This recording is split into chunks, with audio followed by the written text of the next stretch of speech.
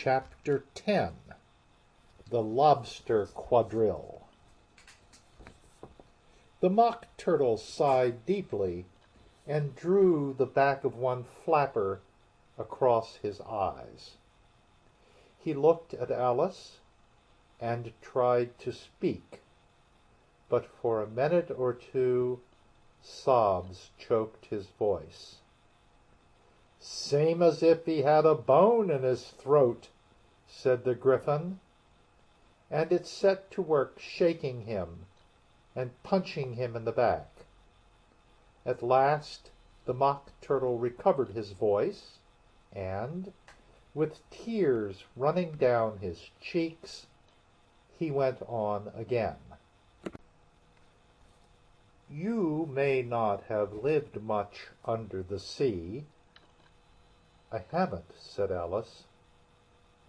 "And perhaps you were never even introduced to a lobster."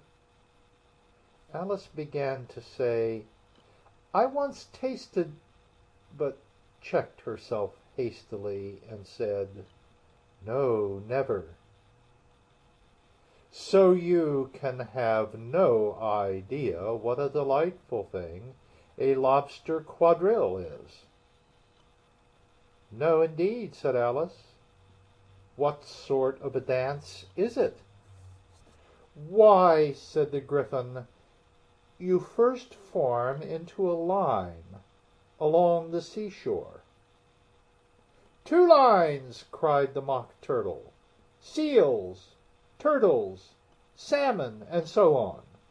Then, when you've cleared all the jellyfish out of the way—" "That generally takes some time," interrupted the Gryphon. "You advance twice, each with a lobster as a partner," cried the Gryphon. "Of course," the Mock Turtle said. "Advance twice, set to partners. Change lobsters and retire in the same order," continued the Gryphon. "Then, you know," the Mock Turtle went on, "you throw the—" "The lobsters!" shouted the Gryphon, with a bound into the air. "As far out to sea as you can." "Swim after them!" screamed the Gryphon. "Turn a somersault in the sea!" cried the Mock Turtle, capering wildly about. "Change lobsters again!" yelled the Gryphon at the top of his voice. "Back to land again! And that's all the first figure," said the Mock Turtle, suddenly dropping his voice, and the two creatures, who had been jumping about like mad things all this time, sat down again very sadly and quietly, and looked at Alice. "It must be a very pretty dance," said Alice timidly. "Would you like to see a little of it?" said the Mock Turtle. "Very much indeed," said Alice.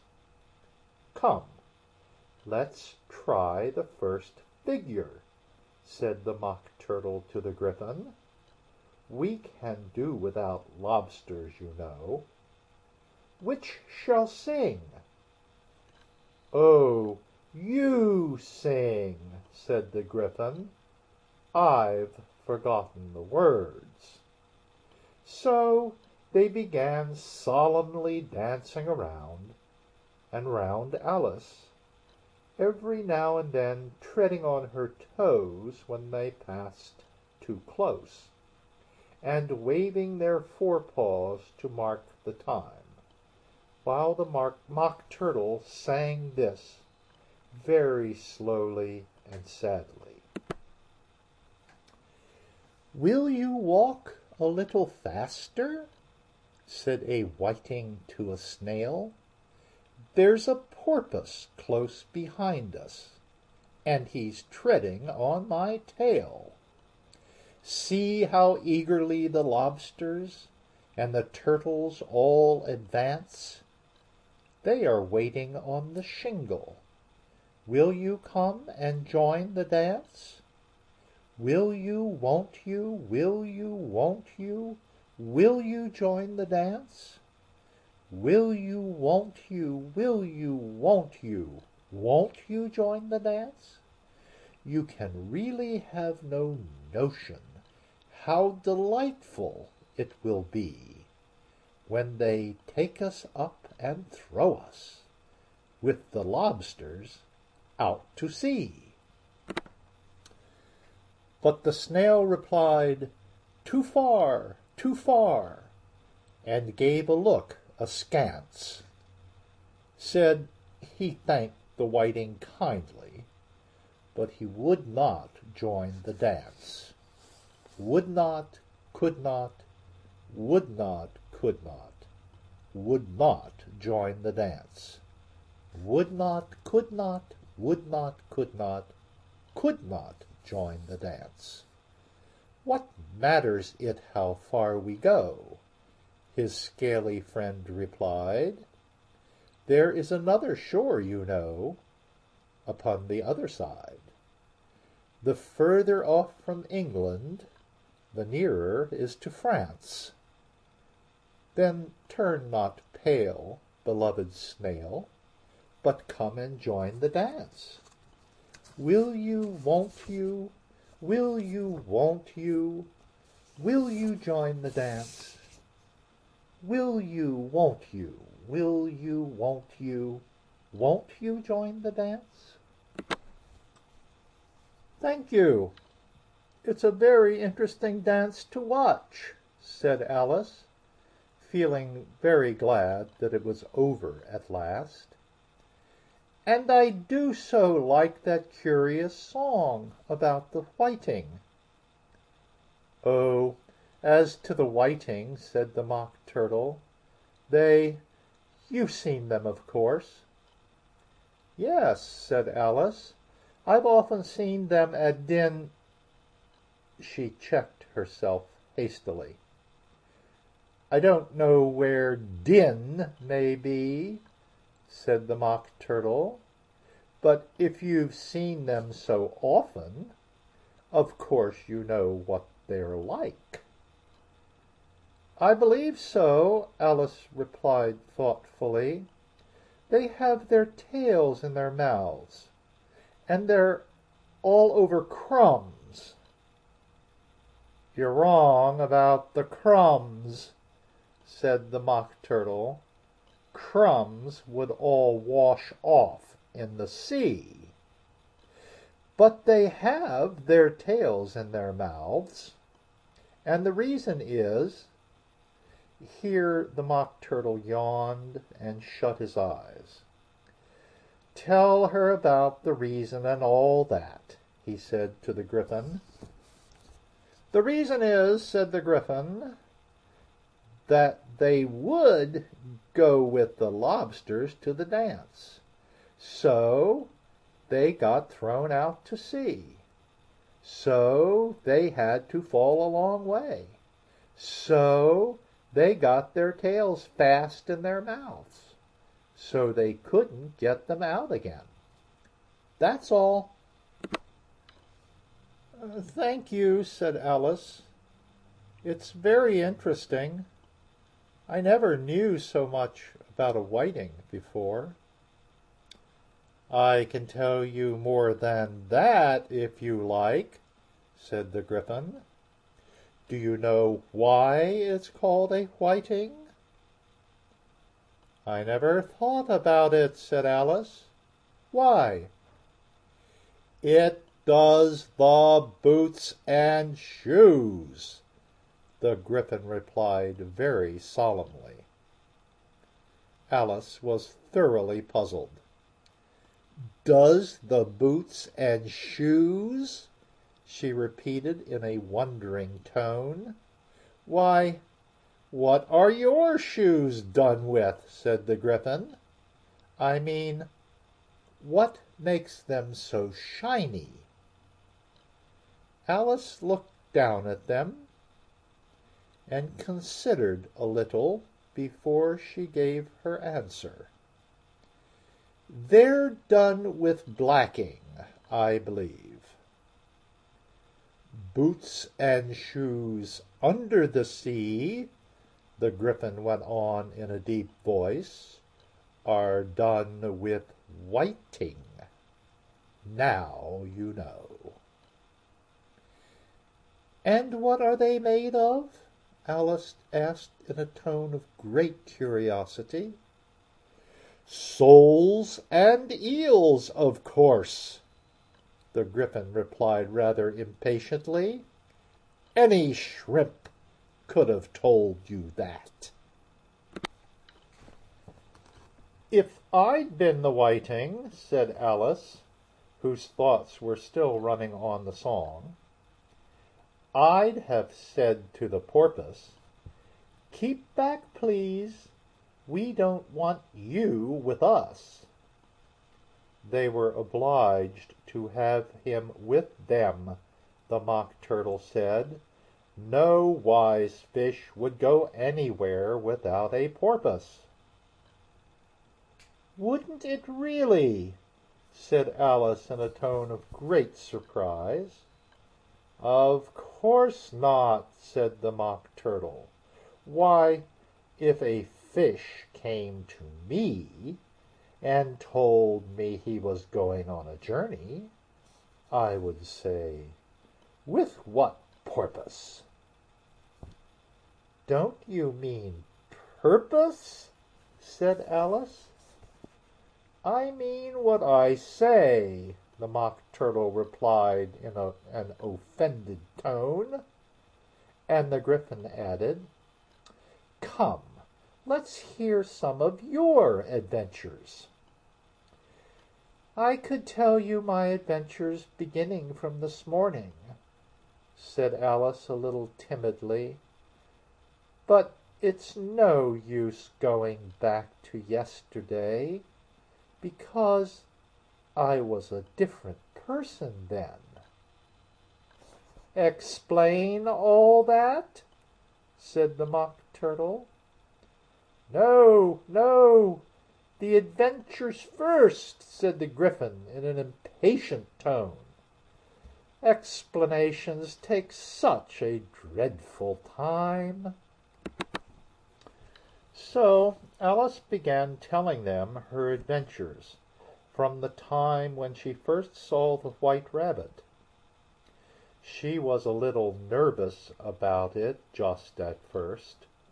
The two creatures got so close to her, one on each side, and opened their eyes and mouths so very wide.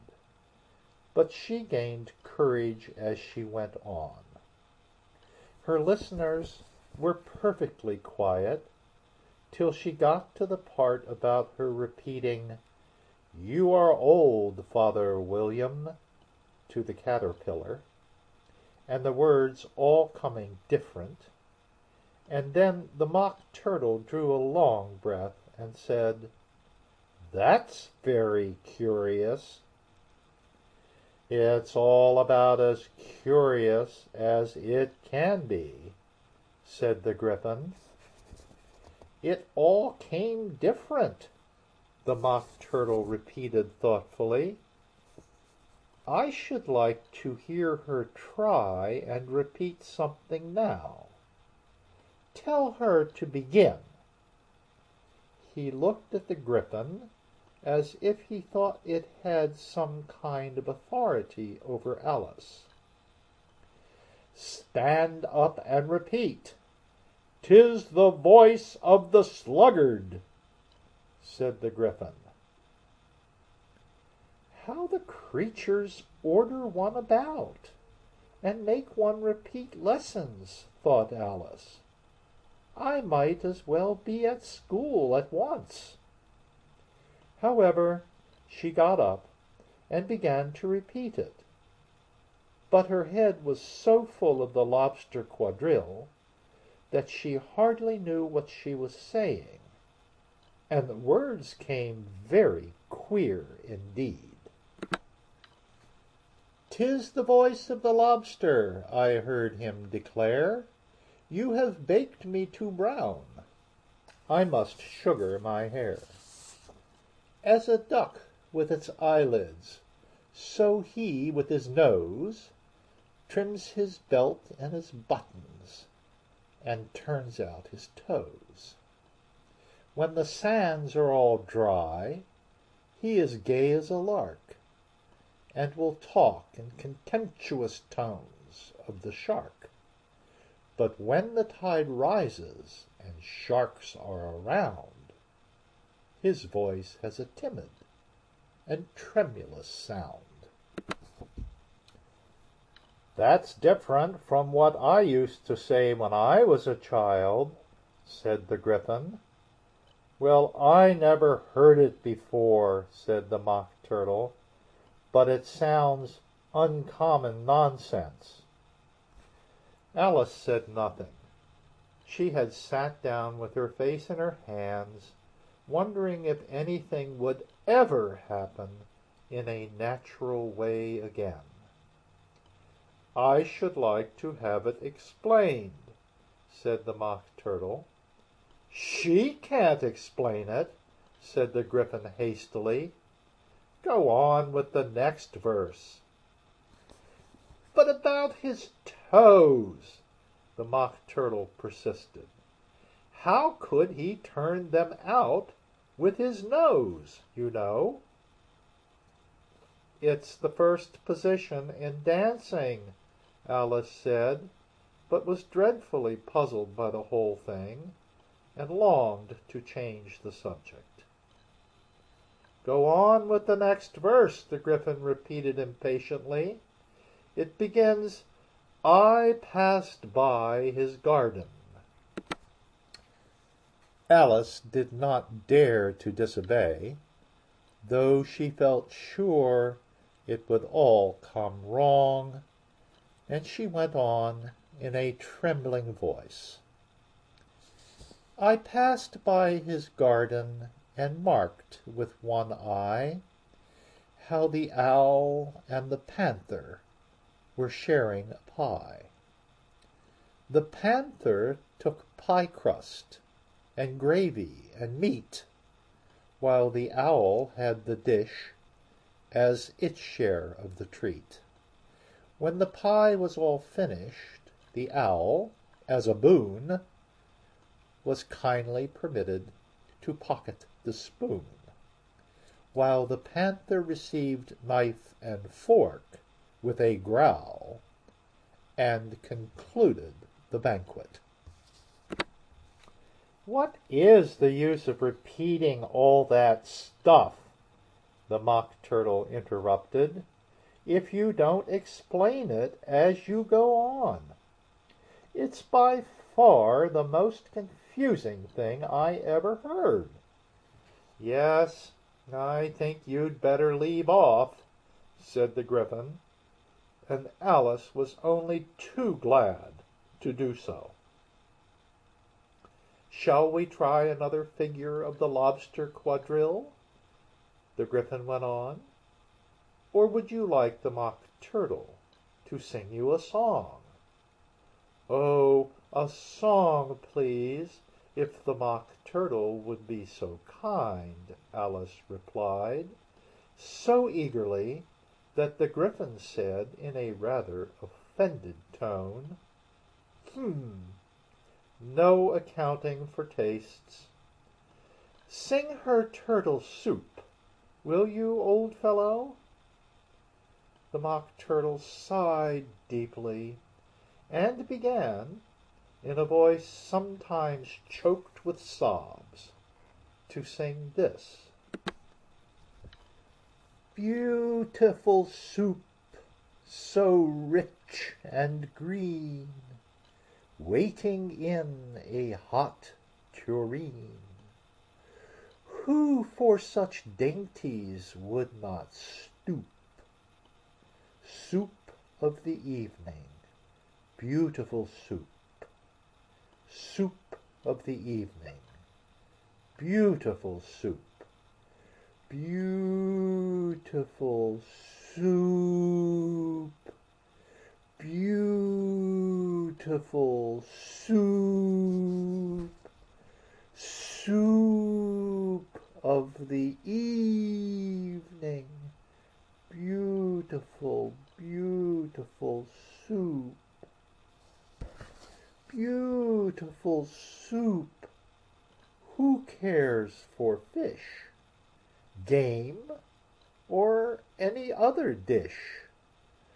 Who would not give all else for 2 pennyworth only of beautiful soup?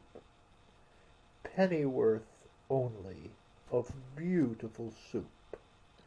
Beautiful soup, beautiful soup, soup of the evening, beautiful, beautiful soup.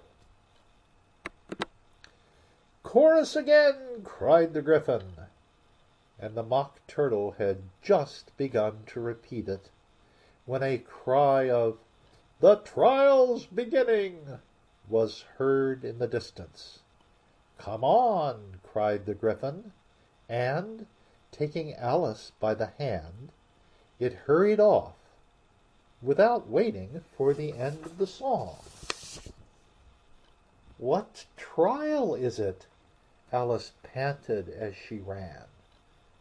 But the Gryphon only answered, "Come on," and ran the faster, while more and more faintly came, carried on the breeze that followed them, the melancholy words, "Soup of the evening, beautiful, beautiful soup."